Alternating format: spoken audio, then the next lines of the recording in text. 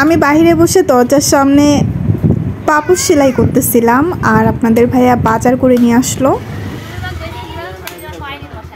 কি বাজার আনছো তুমি? দেখি এই যে কি আনছো? হ্যাঁ, ভাত খাওয়া যাচ্ছে না, বুঝতে পারছো? কি খুড়া এত চিকন চিকন কেন? এগুলো ভালো লাগবে? এগুলাই তো বিক্রি হচ্ছে হাটে। মোটাটা নাই না, এই যে মিষ্টি লাউ। মিষ্টি লাউ একটু, এটা আমার পছন্দ হলো না তো একদম। মোটাটা নিয়ে আসলে ভাজি করতাম। কি ওগুলা?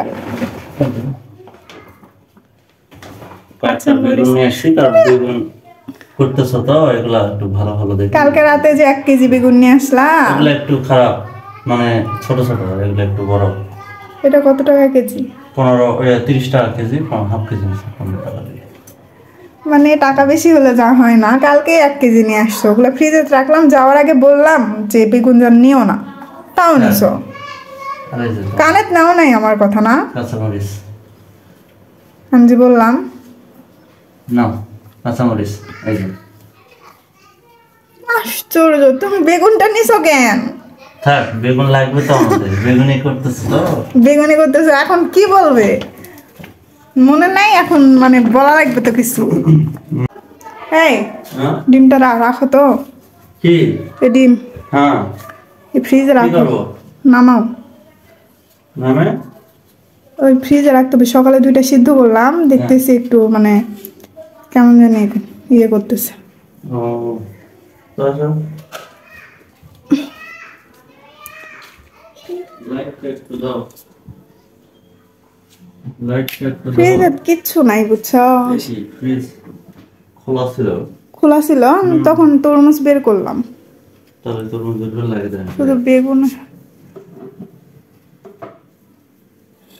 তোমার জন্য দেখো ডিম কতগুলো আনছি, একটা করে প্রতিদিন সিদ্ধ করবে আর খাবে।